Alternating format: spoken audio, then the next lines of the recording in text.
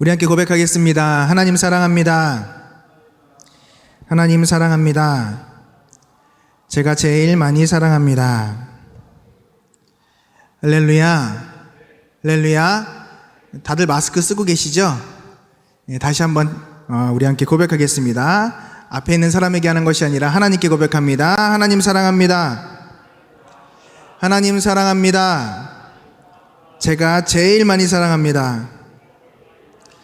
할렐루야.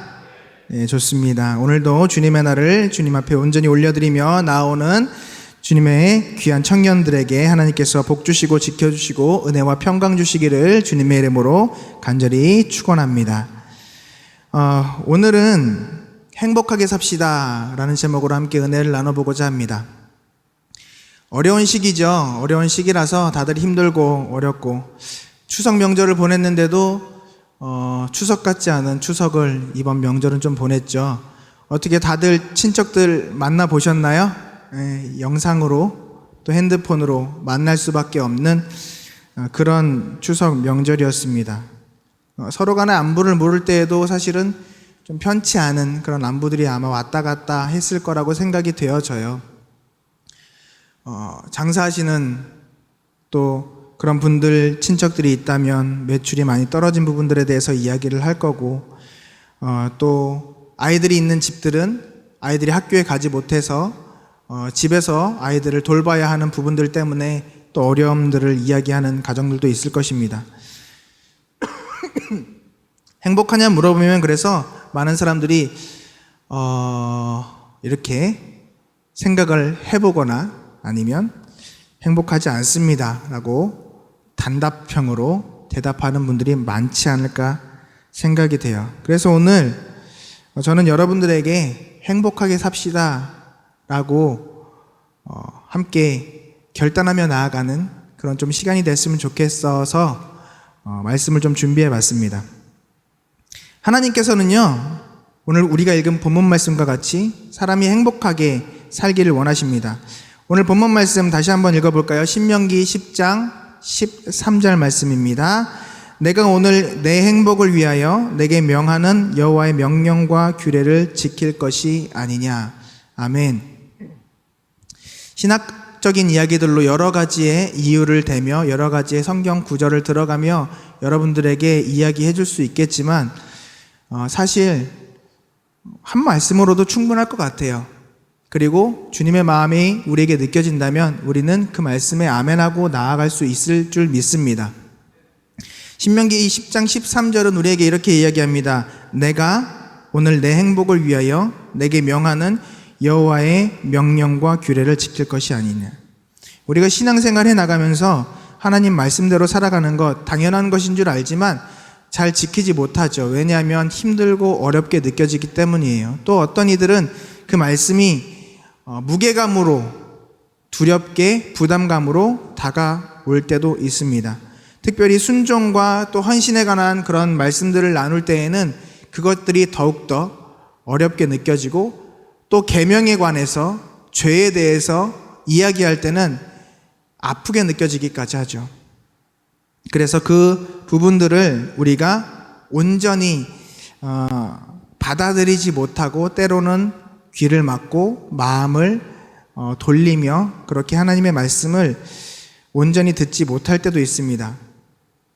사실 그렇거든요. 지금 이 자리에 대예배실에는 50명의 인원밖에 들어오지 못해요. 우리 1청년부와 2청년부가 함께 연합해서 예배를 드린다면 사실 이 예배실이 꽉 차고 그리고 2번, 3번, 4번 예배실까지도 사실 채워져야 하는 게 맞거든요. 그런데 우리의 상황과 여건 때문에 어쩔 수 없이 우리는 그렇게 예배당으로 나오지 못합니다.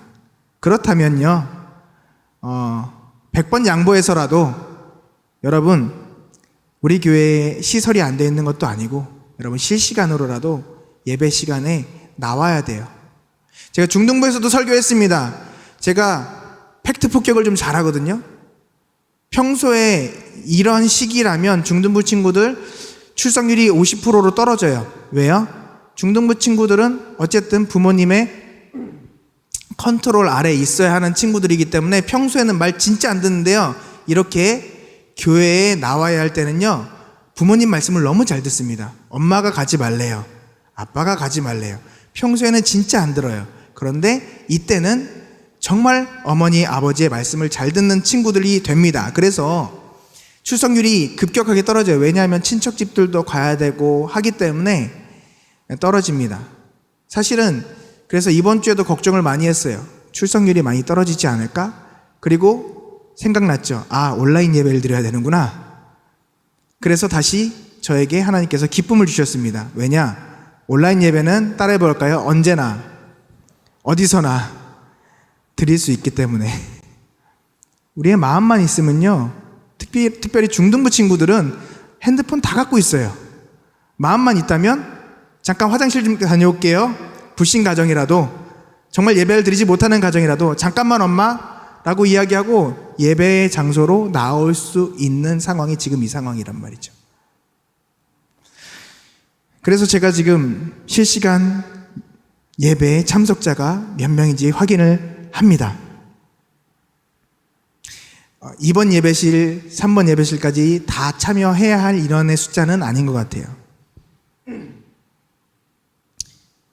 무슨 이야기냐면요, 해야 할 신앙인으로서의 의무를 하지 않는다는 거예요.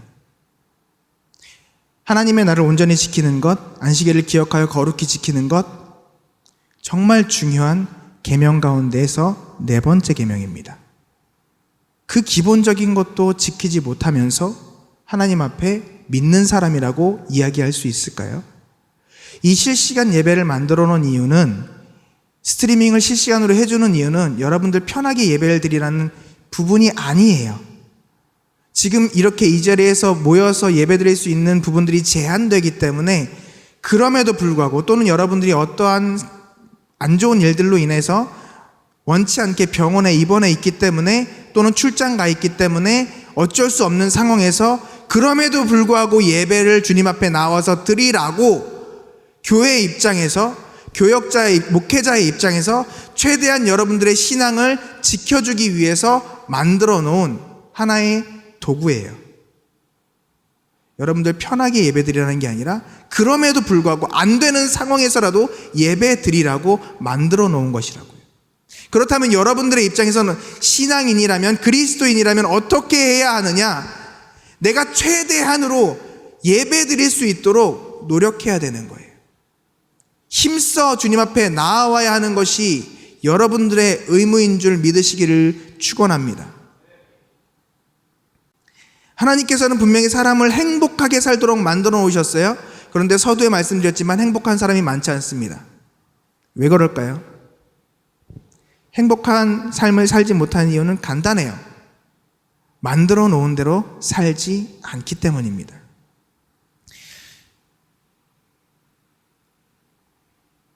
제가 지금 물을 마셨는데요, 이 물을 담아둔 이 통을요, 여기에서 이렇게 물을 마실 수 있는 통으로 사용하지 않고요, 이 물통을 냄비처럼 가스레인지 위에 올려두면 이 물통이 어떻게 될까요? 이 물통은 주전자가 아닙니다. 가스레인지 위에 올려두면 안 되는 거예요. 그런데 이것을 가스레인지 위에 올려두는 순간 이 물통은 자기의 기능을 온전히 발휘하지 못하겠죠? 녹아져 없어져 버릴 거예요. 물을 더 이상 담을 수 없는 존재가 되어버릴 것입니다. 이해가 됐으면 큰 소리로 아멘 했으면 좋겠습니다. 이 마이크는요, 용도가 뭘까요? 혹시 마이크의 용도를 알고 계신 분 계시나요? 이 마이크의 용도는요, 소리를 듣는 거예요. 소리를 받아주는 겁니다. 많은 사람들이 근데 마이크의 용도를 착각해요. 소리를 크게 내주는 거라고요. 그런데요, 실제로 소리를 크게 내주는 것은 무엇일까요? 스피커죠. 이것은 소리를 받아주는 겁니다. 만약에 이 스피커의 전원을 내려버리면 이 마이크의 전원을 아무리 올려놔도 소리가 나가지 않아요. 왜요? 마이크는 듣는 일을 하는 것이니까요. 그런데 이 마이크에게 소리를 내라고 한다면 이 마이크가 행복할 수 있을까요? 자기의 기능을 발휘할 수 있을까요? 이 마이크가 열심히 노력해서 소리를 내는 존재로 변화될 수 있을까요? 불가능하다는 거예요. 아니면 이 마이크를 가지고 제가 망치질을 한다면 이 마이크가 망치로 사용될 수 있을까요? 못을 어느 정도는 박을 수는 있겠죠. 그런데 다 망가져 버릴 겁니다. 더 이상 사용할 수 없는 마이크가 되겠죠. 하나님께서는요, 하나님의 사람들이 하나님의 말씀대로 살아서 하나님 앞에 영광 돌리고 행복하게 살라고, 행복하게 살도록 만들어 주셨어요. 그런데도 우리가 행복하지 못하는 이유는 하나님께서 만들어 놓으신 그 모양대로, 그 목적대로, 그리고 그 삶의 방향대로 살아가지 않기 때문에 그래요. 하나님 앞에 불순종하고 하나님의 만드신 그 목적을 이루며 살지 못하기 때문입니다. 우리가 잘 알고 있는 소요리 문답은 우리에게 뭐라고 물어보고 답할까요? 사람의 제일 되는 목적은 무엇입니까? 하나님을 경외하고 그를 영원토록 기뻐하는 것입니다. 우리가 하나님으로 인하여 기뻐하며 살아간 적이 얼마나 있을까요? 하나님을 영화롭게 하고 그를 영원토록 기뻐하는 것, 하나님께 영광 돌리는 것까지는 이해하겠어요. 왜냐? 어느 정도 인지도가 올라가고 그리고 시상식 같은 데 올라가서 하나님 앞에 영광 올려드립니다. 이 정도 하면 되겠지. 몇몇 사람들은 그렇게 할 수 있겠죠? 그런데 그를 기뻐하며 살아가는 사람이 얼마나 있을까요? 하나님 때문에 날마다 기뻐하는 사람들이 얼마나 있을까요? 여러분, 그 감정이 혹시 어떤 감정인지 이해가 되시나요? 정말 사랑하는 사람을 만날 때 그 사람의 생각만 해도 두근거리며 기뻐하게 되는, 입에 미소가 절로 지어지게 되는 그 감정을 혹시 여러분들은 알고 계신가요? 그래서 많은 찬양을 작사하시는, 찬양의 곡을 만드시는 분들이 그런 찬양의 내용들을 만들어내고 계시죠. 주님 한 분만으로 나는 만족해. 성경책에도 나와 있잖아요. 무화과 나무 잎이 마르고 포도 열매가 없어도 난 여호와로 인하여 즐거워하리로다. 그런데요, 우리는 그렇게 살아가지 않는 것 같아요. 내 환경과 내 여건과 내 조건들을 바라보며, 지금 마스크를 끼고 다닐 수밖에 없는 이 상황들을 바라보며, 자유롭게 친구들과 놀러 다닐 수 없는 이 현실을 바라보며 불평하고 불만하고 화내하는, 성내하는 모습들은 우리에게 정말 쉽게 찾아볼 수 있지만, 그럼에도 불구하고 주님, 내가 주님과 동행할 수 있어서, 내가 주님의 말씀을 볼 수 있어서, 내가 이렇게 예배 자리에 나올 수 있어서 정말 감사합니다, 행복합니다 라고 말할 수 있는 친구들이 얼마나 있을까요?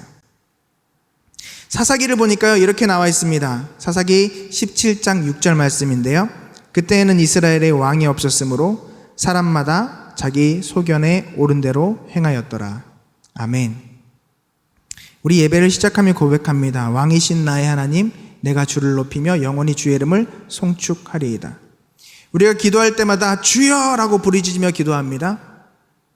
우리가 정말 하나님을, 예수님을, 성령님을 왕으로 주로 모시고 살아가고 있습니까? 설교할 때마다 정말 많이 강조하는 내용인데요, 강조해도 부족하지가 않아요. 왜냐? 우리는 하나님을 진정 왕으로 모시고 살지 않을 때가 너무나도 많기 때문입니다. 이스라엘도 마찬가지였어요. 왕이 없었어요. 왕이신 나의 하나님을 왕으로 모시며 살아가야 하는데 왕이 없었어요. 누가 왕이 되었냐? 내가 왕이 되었어요. 우리 CCC에서 사형리 전도할 때 보면 거기 뭐가 나와 있죠? 그림에? 의자가 하나 나와 있어요. 그 의자의 자리에, 그 왕의 자리에 누가 앉아 있나요? 원래? 하나님께서 앉아 계셔야 돼요. 그런데 그 자리에 누가 앉아 있죠? 나라는 존재가 앉아 있어요. 그리스도인은 이 왕의 자리에 내가 앉아 있는 것이 아니라 다시 주님께서 앉으시도록 나의 삶을 변화시켜 살아가는 사람들을 그리스도인이라고 하는 줄 믿으시기를 바랍니다. 그것이 순리예요. 그것이 하나님께서 창조하신 모습대로 살아가는 거예요.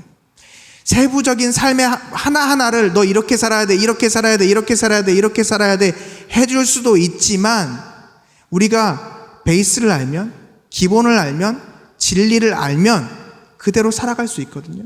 그 베이스가 뭐예요? 하나님은 나의 왕이십니다. 주님을 왕으로 모셔드리고 살아가는 사람에게는 당연히 내가 주님께서 왕이시기에 주님의 오더를 받고 주님께서 말씀하신 대로, 주님께서 하라 하신 대로, 주님께서 명령하신 대로 살아야겠구나 라고 하는 내 삶의 방향성이 생긴단 말이죠. 그런데 많은 사람들은 내가 판단해보고 그 일을 추진한 뒤에 이 일들이 진행되지 않고 어려움을 겪을 때에만 주님 앞으로 나와서 주님, 나에게 이런 어려움이 있습니다. 주님께서는 전능하신 하나님이시니 이 정도 문제 해결해 주실 수 있을 거라 믿습니다. 주님, 이 문제를 해결해 주십시오 라고 주님 앞에 나온단 말이죠. 로마서에 보면 이런 이야기가 나옵니다. 로마서 1장 26절부터 28절까지의 말씀인데요. 이 때문에 하나님께서 그들을 부끄러운 욕심에 내버려 두셨으니 곧 그들의 여자들도 순리대로 쓸 것을 바꾸어 영리로 쓰며 그와 같이 남자들도 순리대로 여자 쓰기를 버리고 서로를 향하여 음욕이 부릴 듯하며 남자가 남자와 더불어 부끄러운 일을 행하며 그들이 그릇 때문에 상당한 보응을 그들 자신이 받았느니라. 또한 그들이 마음에 하나님 두기를 싫어하며 하나님께서 그들을 그 상실한 마음대로 내버려 두사 합당하지 못한 일을 하게 하셨으니. 아멘. 동성애에 관한 내용입니다. 하지 말라는 거 하지 않아야 되는 거예요. 그런데 그냥 그대로 두신다는 거죠. 그런데요, 단지 동성애로만 적용하고 끝날 일은 아닌 것 같아요. 우리가 순리대로 하나님의 말씀대로 살아가야 되는데 하나님께서 인도하시는 대로 따라가지 않는 거예요. 이를테면 그런 거죠. 성경 말씀에 좌로나 우로나 치우치지 말라고 했어요. 그래서 길을 걸어가는데 자꾸 옆을 봅니다.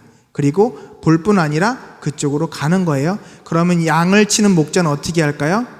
그의 지팡이와 막대기로 안위하시나이다. 그래서 어떻게 안위하실까요? 그 길 그대로 가도록 내버려두면 그 양은 결국 어떻게 된다? 다친다. 최소한 다치거나 길을 잃어버리거나 아니면 목숨을 잃어버리게 될 수도 있어요. 그래서 목자가 하는 일은 무엇일까요? 그 양을 치라. 예수님께서 베드로에게 네가 나를 사랑하느냐 물으시고 베드로가 네 주님, 내가 주님을 사랑합니다 라고 이야기했을 때 베드로에게 뭐라 말씀하셨을까요? 그러면 네가 내 양을 치라.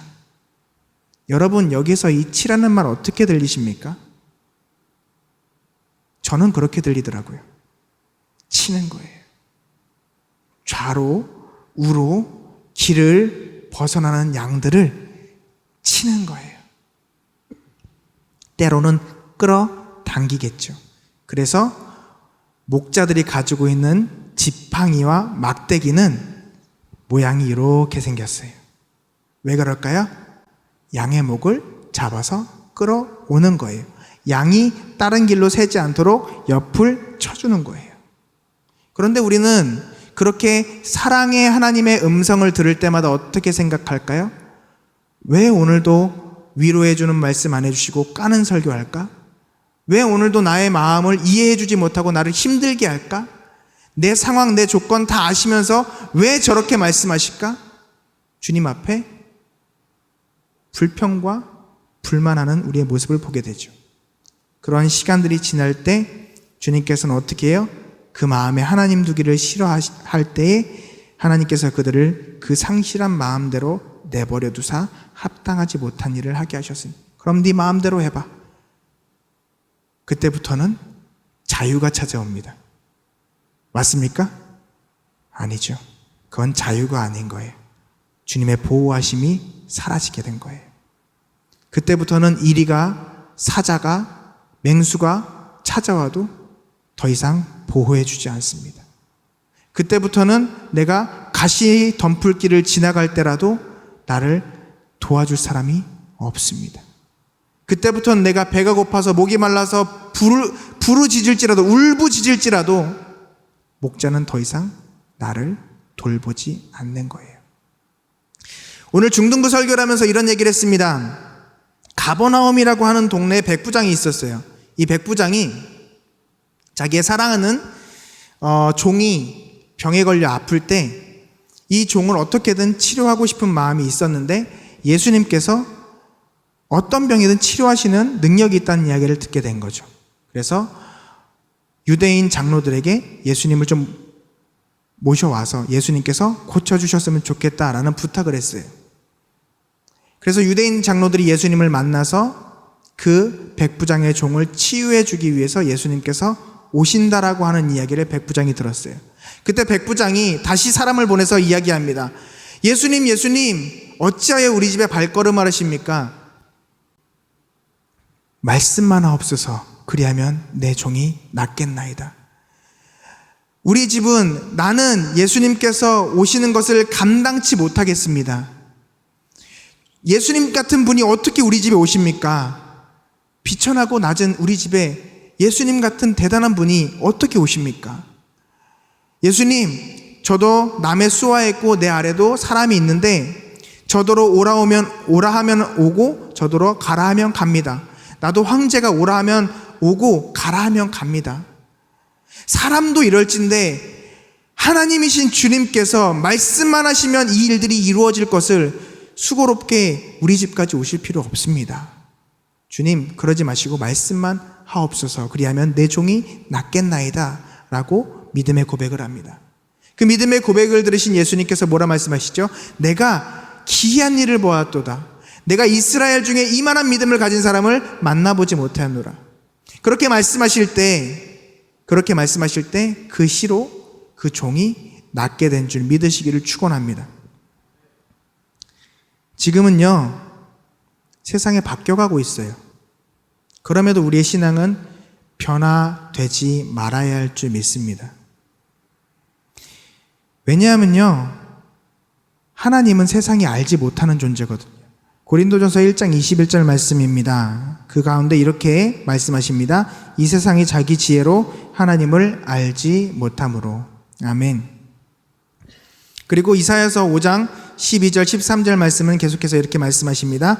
여호와께서 행하시는 일에 관심을 두지 아니하며 그의 손으로 하신 일을 보지 아니하는도다. 그러므로 내 백성이 무지함으로 말미암아 사로잡힐 것이요 그들의 귀한 자는 굶주릴 것이요 무리는 목마를 것이라. 아멘. 여러분들, 제가 계속해서 강조하지만 여러분들의 퍼스트는 이 자리에 나와서 예배드리는 거예요. 그런데요, 정말 피치 못할 사정으로 이 자리에 나와서 예배드릴 수 없다면 실시간으로 참여 반드시 하시기 바랍니다. 여러분들 마음만 있으면 지금 이 시간에 같은 시간에 드리는 게 제일 좋아요. 그런데 정말 피치 못할 사정 때문에 이 시간에 예배를 못 드린다면, 정말 여러분 마음이 있다면 제가 아까도 얘기했지만 화장실 가서라도 아니면 잠깐 밖에 나가서라도 충분히 예배 드릴 수 있습니다. 여러분, 그렇게 예배의 성공자가 될 수 있기를 주님의 이름으로 간절히 축원합니다. 왜냐하면 세상은 변해도 여러분들의 신앙은 변하면 안 되기 때문이에요. 그 가버나움이요, 그렇게 기적을 많이 체험한, 심지어 이방인 백부장까지도 기적을 체험하고 예수님께 칭찬받은 그 정말 좋은 지역이었는데, 그 지역의 사람들은, 정작 그 지역에 사는 유대인들은 예수님을 받아들이지 않았어요. 인정하지 않았습니다. 그래서 그 수많은 기적들을 보고 체험하면서 그 기적의 주인공이 되지 못했어요. 그리고 예수님께서는 그들을 저주하셔서 결국 그 자리는 폐허가 되어 있습니다. 지금까지도 그 자리는 폐허예요. 이 말씀을 중등부 친구들과 나누면서 이야기했습니다. 지금 이 시기가, 지금 이 시대가, 지금 여러분이 그러한 조건 가운데 있지 않느냐라는 거예요. 여러분들 정말 마음만 있으면 정말 은혜로운 말씀들을 들을 수 있는 정말 복된 세대에 태어난 줄 믿습니다. 그런데 말씀을 사모하지 않아요. 그런데 말씀을 갈급해하지 않아요. 그런데 말씀에 붙잡혀 있지 않아요. 그런데 하나님을 받아들이지 않아요. 이 얼마나 안타까운 세대입니까? 사랑하는 여러분, 우리 행복하게 살기를 주님의 이름으로 축원합니다. 행복하게 살 수 있는 방법이 다 말씀 가운데 나와 있는데 그 말씀을 아멘하고 받지 않는 이 세대가 얼마나 안타까운 세대이며 불쌍한 세대인지 여러분 기억할 수 있기를 바랍니다. 지금 코로나 때문에 어려운데요, 이전에도 이런 코로나처럼 전 세계적으로 엄청난 전염병이 번진 적이 있었어요. 여러분들 알고 계시겠지만 흑사병이죠. 페스트라고 이름하는 흑사병이 유럽의 3분의 1의 인구를 죽음으로 몰고 갔어요. 그럼 유럽이 망했겠죠? 지금 유럽은 없죠? 아니요. 유럽은 아직도 건재합니다. 그런데 바뀌었어요. 무엇이 바뀌었을까요? 사람들이 바뀌었어요. 그 이전까지는 신본주의였어요. 하나님 바라보며 하나님의 뜻을 정말 법으로 생각하며 살아가는. 그런데 사람의 신앙이 타락해버렸기 때문에 카톨릭이 온전히 말씀대로 세워져 있는 그리스도인들이 되지 못했어요. 그래서 어떻게 되었을까요? 그 어려움 가운데 오히려 부적 같은 것들 만들어 팔고, 그럼에도 불구하고 패스트는 퍼져갔어요. 그래서 사람들의 인식이 천주교가 타락했다가 아니라 하나님은 죽었다라고 생각하는 지경까지 이르렀고, 그렇게 시작된 문화운동이 여러분들 잘 알고 있는 르네상스입니다. 그런 일들을 겪고 나서 망한 것이 아니라 하나님께서 새로운 길을 창조하시는 거예요. 그런데 신본주의에서 인본주의로 바뀌었으니까 이제 교회는 끝이구나, 이제 그리스도인들은 더 이상 발을 칠 자리가 없겠구나 라는 결론으로 끝난 것이 아니라, 여러분 15세기에 어떤 일들이 벌어졌냐? 여러분들이 잘 알고 있는 종교개혁이 일어납니다. 그래서 천주교가 아니라 이제 우리가 알고 있는 교회가 생긴 거예요. 개신교회가 그때 세워진 겁니다. 사랑하는 여러분, 여러분이 지금 여러분의 신앙을 온전히 지키지 못하면, 하나님이 이끄시는 이 이끄심에 온전히 따라가지 못하면, 내가 정말 신앙을 온전히 지켜내지 못하면, 마치 예수님께서 그렇게 많은 기적을 보여주신 가버나움에서 축복받은 사람이 아니라 저주받아 사라져버린 가버나움의 유대인들처럼, 그리고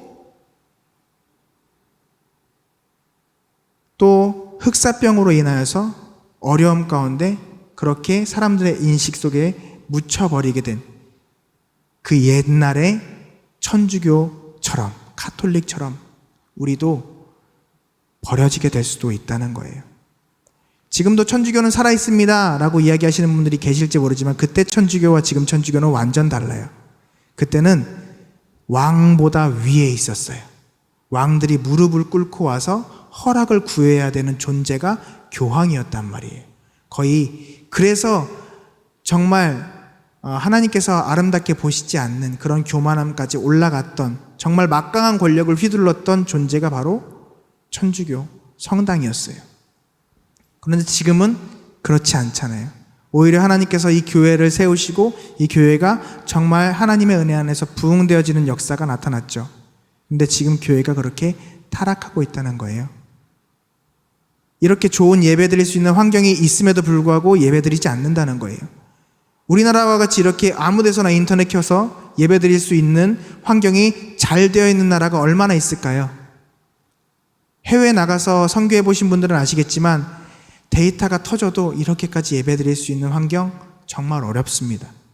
근데 우리는 정말 좋은 성경의 말씀들이 쏟아지고 있음에도 불구하고, 아니 이렇게 전 세계는요 지금 대면 예배를 드리지 못해요. 그런데 대한민국이라고 하는 이 나라는 그래도 하나님께서 은혜 주셔서 50명씩이라도 이렇게 나와서 예배 드릴 수 있는 죄송합니다. 이렇게 정말 좋은 환경에 있음에도 불구하고 예배 드리러 나오지 않는다는 거예요. 그래요, 좋아요. 100번 양보해서 핑계를 댔다면 내 신앙 지켜야 될 거 아닙니까? 제가 여러분들을 혼내자고 이야기하는 게 아니에요. 여러분들을 살리자고 하는 얘기예요. 여러분들 불행해지라고 마음에 무거운 추를 내려놔서 무게를 느끼라고 하는 것이 아니라 여러분들 행복해지라고 말씀드리는 거예요.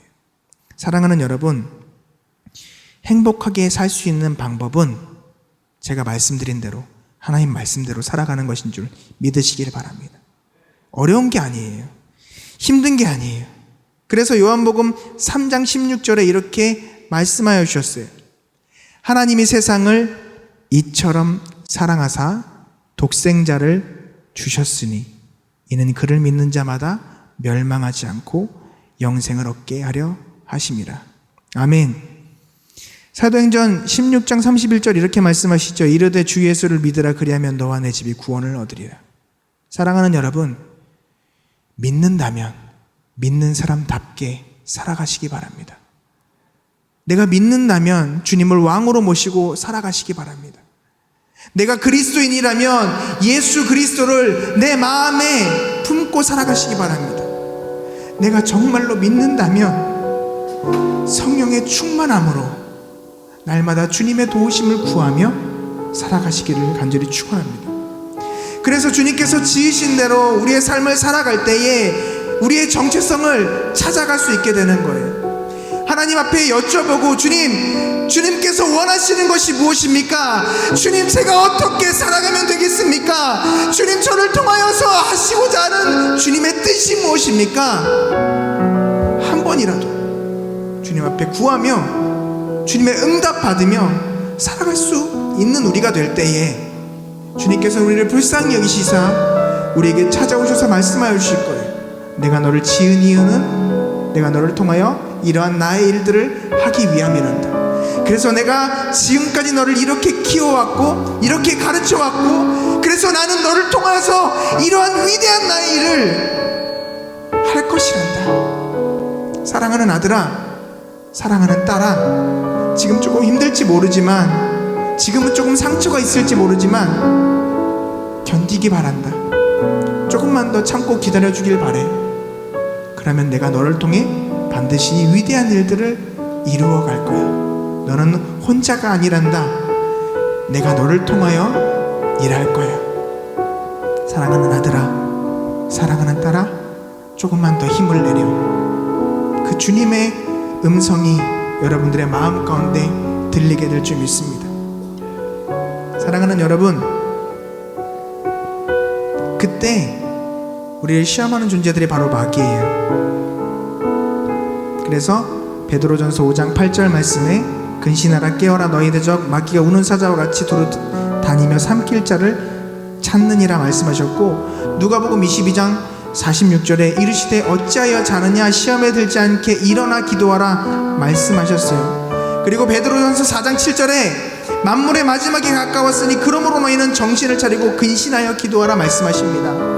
사랑하는 여러분, 우리가 말씀대로 살아갈 수 있는 유일한 방법은 성령 하나님께서 우리를 붙잡으시고 우리를 도와주셔야 하는 거예요. 어떻게 우리가 성령 하나님의 도우심 가운데 살아갈 수 있느냐, 예수 그리스도의 은혜 가운데 살아갈 수 있느냐, 주님 앞에 무릎 꿇고 기도할 때 주님께서 전적으로 우리의 왕이 되어주시고 주가 되어주실 때만이 우리는 그렇게 살아갈 수 있게 된 줄 믿습니다.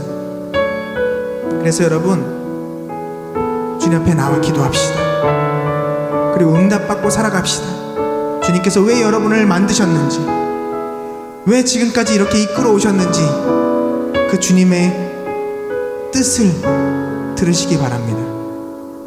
여러분, 그렇게 응답받을 때 로마서 12장 12절 말씀처럼 소망 중에 즐거워하며 환난 중에 참으며 기도에 항상 힘쓸 수 있게 되는 거예요. 그래서 우리가 에베소서 6장 18절 말씀처럼 모든 기도와 간구를 하되 항상 성령 안에서 기도하고 이를 위하여 깨어 구하기를 항상 힘쓰며 여러 성도를 위하여 구하라 라고 하는 이 말씀을 이루어갈 수 있는 거예요. 나의 삶을 위한 기도, 그것뿐 아니라 정말 한 사람 한 사람, 그 한 영혼 한 영혼을 우리에게 맡기신 주님의 마음을 깨달아 알기에, 베드로에게 예수님의 양을 맡기셨을 때 네가 내 양을 치라, 네가 나를 사랑한다면 나를 사랑하는 만큼 내 양을 가르치고 내 양을 먹이고 내 양을 치라 하신 그 예수님의 마음이 베드로에게 전해졌던 것처럼, 여러분을 만드신 그 이유를 각기 다르겠지만 그 사명을 깨달아 알 때 여러분들은 지치지 않을 거예요. 여러분들이 힘들지 않을 거예요. 여러분들은 더 이상 상처받지 않을 거예요. 왜냐하면 그 안에서 하나님의 뜻을 이루실 줄 믿기 때문입니다. 사랑하는 여러분,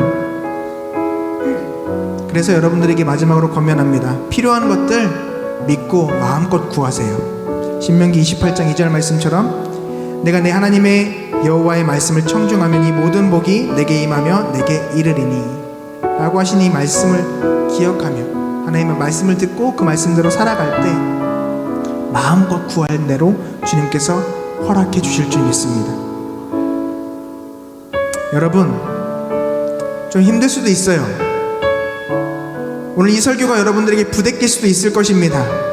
그러나 여러분, 정말 여러분 사랑하는 마음으로 예수 그리스도의 이름으로 여러분들에게 권면합니다. 말씀에 온전히 순종합시다. 우리 한번 따라해 볼까요? 순종의 3원칙이 있거든요. 첫 번째 따라합니다. 즉시 순종, 온전히 순종, 끝까지 순종. 여러분, 말씀하실 때 아멘 하세요. 그리고 그 말씀 그대로 아멘 하세요. 그리고 그 말씀이 이루어질 때까지 아멘 하세요. 신앙은 삶인 거예요. 입술로만 구하고 내 머릿속으로만 생각하는 것이 신앙이 아니라 신앙은 삶입니다.